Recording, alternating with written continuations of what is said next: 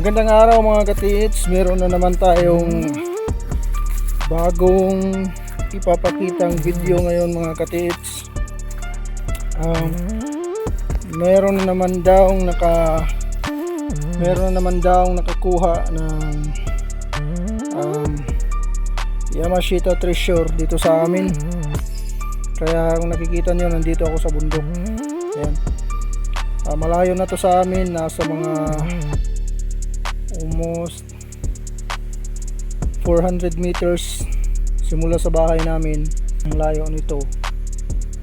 Pupuntahan natin yung area na nakunan mga katits, at yung area na yun simula dito malayo-layo pa, mga another 500 meters mga katits ang layo simula dito sa aking kinatatayuan ngayon. So papunta tayo dyan sa area na yan, doon sa taas.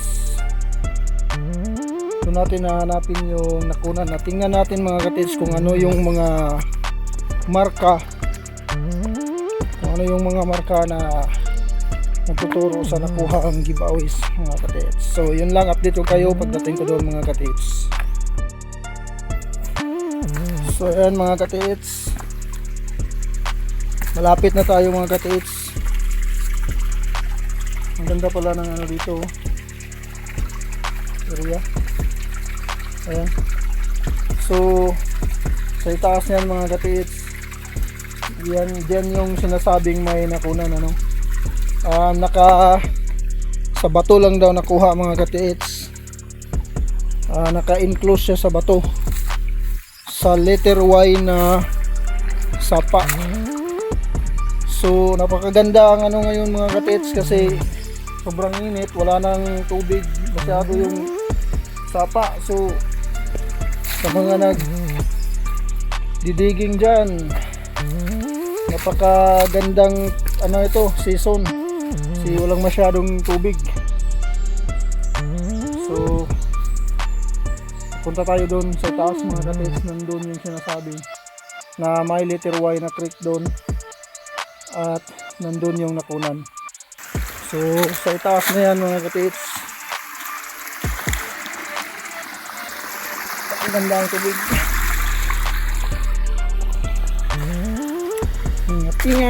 Ingat dito mga katits. Napakaganda ang area na to.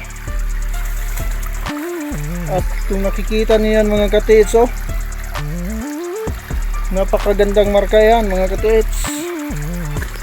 Ayan, oh. Yun, talagang nungkito, oh. Ayos ah. Ayos. Ano kaya tinuturo nito? Pabalik, pababa, pabalik sa baba, oh. Big. Pero yung nakunan dun sa taas, baka reverse ito mga katits, iwan ko lang. So dun yung marka, may isa na tayong nakitang marka mga katits. At dito naman may bato na pinatong. Ayan, at may butas sa ilalim. Ayan, oh, butas simula sa marka doon sa baba. So dalawang marka mga katits. Yan, nag letter Y na dyan. Doon papunta sa kabila yung isa, at saka sa kabila naman yung isa, yung creek. Yan, oh, may mga bakas pa, oh. Siguro inahanap talaga. Alam na alam talaga na mayroon dito mga katits.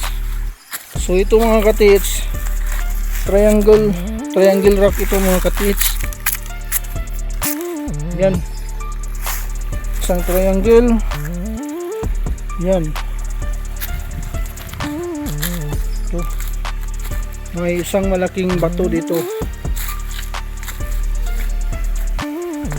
Hanapin natin mga katits yung nagtuturo sa nakunan. Ito yung isang creek, saka nandito yung isa mga katits. So nag letter Y ito dito. Yun, no? Dun. So saan ba nakukunan? Dito lang daw yun sa may letter Y, mga katiits. So hanapin natin yung marka. So napakaganda, mga katiits, kasi actual ko itong pinuntahan para naman may matutunan tayo. Ayun, yung butas na yan, mga katiits. So dito pala yan. So nandito nga sa letter Y, mga katiits. Yan, oh. So ito pala yung, mga katiits, nakunan, no? Tingnan natin, mga katiits, kung gaano ito ka-legit na nakunan, kung may mga silsil nga ba ito.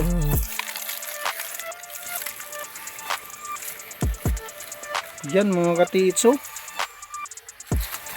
Hindi naman masyadong malaki, pero sigurado na to, mga katiits, oh. Yan, oh. Napakakinis. So nandun yung letter Y doon, tsaka dito,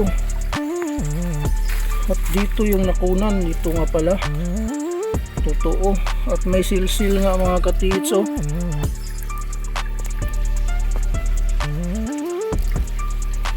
Yan, may mga silsil, oh.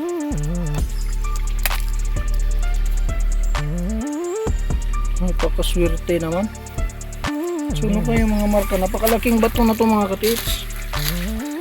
Yan, oh. Napakaganda yung formation sa mga bato dito. Ito yung nakunan na bato, mga katiits. Tingnan mo yung sa ilalim, oh. Ganito pala yung sa ilalim niya, oh. Napakalaki pala itong bato na to. Malapad.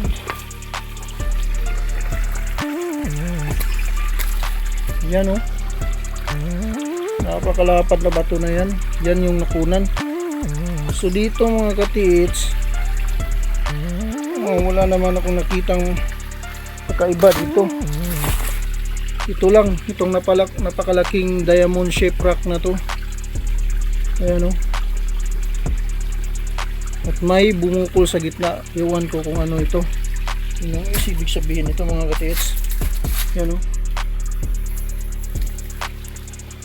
So saan bang final pointer nito? Gusto ko sana ito, mga katiits, kumpasan natin ba, para malaman natin kung ano ang kumpas nito, at bak natukoy nila na nandiyan nakalagay. Ano, kitang kita, mga katiits. Yan, oh. Kitang kita talaga, yan, oh. So sa tingin ko, mga katiits, yung marka legit yung nandun sa baba. Nakaturo pabaliktad yun, no? Pababa kasi, pero baka pa reverse yun. So ano kayang final, yun, know, yan yung nakunan na yan, oh. Yan. So dito may napansin ako dito, mga katiits. Itong bato na to talagang parang parang kamay. Yan, oh. Parang kamay. Ano ba? Paano natin na ito makikita? Yan, oh. Parang kamay, mga katiits. Ayan, oh. Doon siya nagtuturo sa nakunan. Yun, oh. Ito. Yan, oh. Oh. Parang kamay. Ayan, mga katiits, oh. Dito sa kabila, tabas talaga na parang kamay. Ayan, oh. Yung hugis niya, ayan, oh. Ayan, oh, ayan, oh. Ayan, parang daliri. Ayan, oh. Yun. Parang daliri. Doon nagtuturo na talaga. Ayan, oh. Ayan. Ayun, oh. Yan. Siguro nagalaw na ito sa tubig. Di na kasi masyadong tumumbok. Pero yung isang bato na yan, na parang tumulis yung kanyang ano dulo. Ayan o, doon siya nakaharap. Ayan o, tingnan natin. Ayan o, ayan o, ito yung parang may daliri. Ayan o, nakaturo sa bato na yan dyan, at siya naman nakaturo doon sa nakunan. Ayan mga katets, no, pahabol ko na lang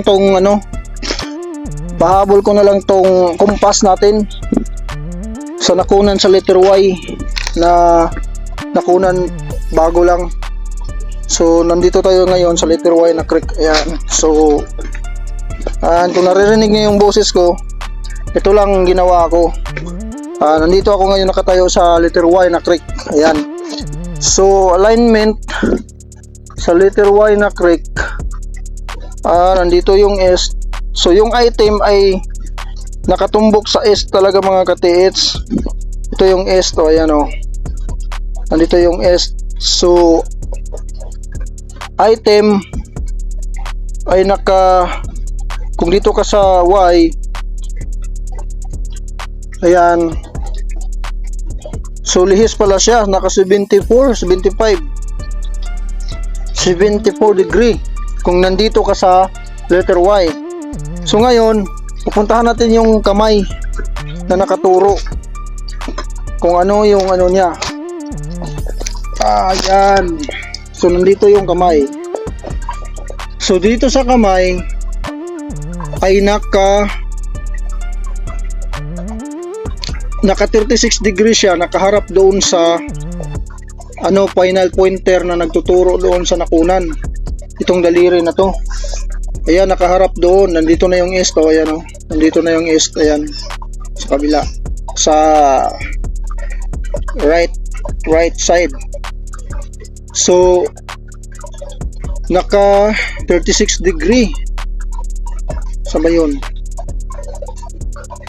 Paano ba yung 36 degree natin? Hindi na siya gumalaw. Ayan. Ayan o. So 36 degree yung final pointer na yan. Naka 36 degree. Puntahan natin kung ano ang ganito kasi mga katits, kapag pag hahanap sa giveaways, pinaka positive 36 degree talaga mga katits. So ngayon nandito na ako sa patulis na to. So iharap natin to yung kumpas doon kung saan ito nakaturo mga katits. Ayan na, tingnan niyo mga katits, haharap tayo doon sa nakunan at ano ang tinatamaan mga katits. Ayan, 36 degree talaga mga katits. Tumama siya sa 36 degree southeast alignment mga katits yung nakunan. Ayan o, tumbok na tumbok. Puntahan natin. Ayan. So ito mga katits, nandito talaga tayo sa 36 degree.